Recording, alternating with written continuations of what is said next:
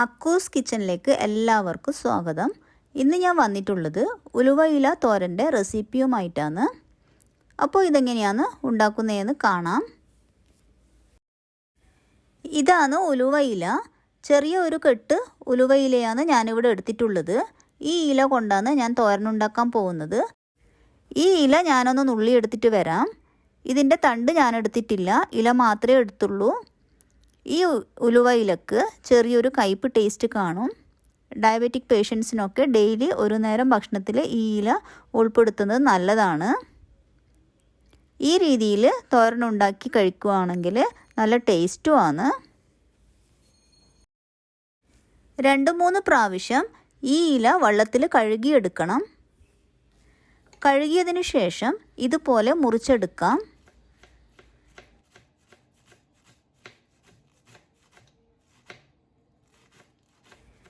ഇപ്പോൾ ഞാൻ ഈ ഇല മുഴുവനായിട്ടും മുറിച്ചെടുത്ത് കഴിഞ്ഞു. തോരൻ ഉണ്ടാക്കാൻ പോകുന്ന പാത്രത്തിലേക്ക് ഈ ഇല ഇട്ട് കൊടുക്കുന്നുണ്ട്.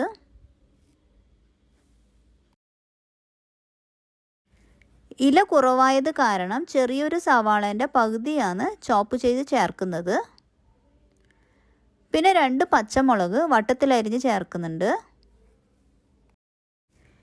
ഇനി മിക്സിൻ്റെ ചെറിയ ജാർ എടുത്തിട്ട് ഇതിൽ 3 ടേബിൾ സ്പൂൺ തേങ്ങ ഇട്ട് കൊടുക്കാം. 4 ചെറിയ ഉള്ളി മുറിച്ചിട്ട് ചേർക്കാം. 3/4 ടീസ്പൂണ് മുളക് പൊടിയും ചേർക്കാം. ഇനി ഇതൊന്ന് ജസ്റ്റ് കറക്കി എടുത്തിട്ട് വരാം. തേങ്ങ അരയാൻ പാടില്ല, ഇതുപോലെയാണ് കിട്ടേണ്ടത്. ഇതും ഇതിലേക്ക് ചേർക്കാം.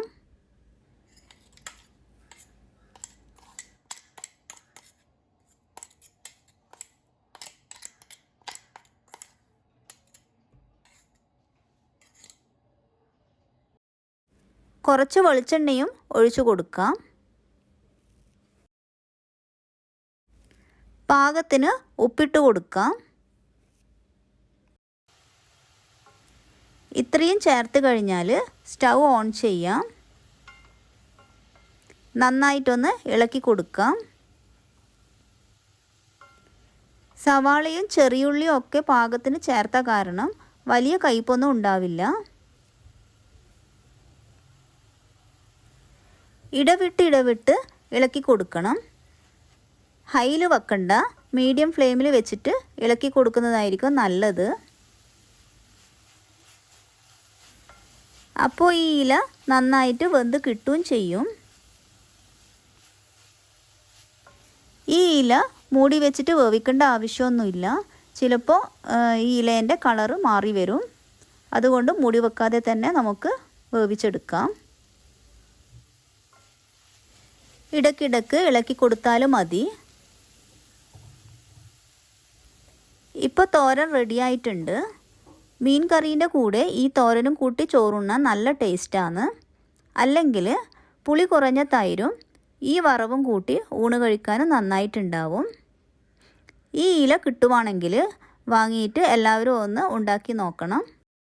Thanks for watching.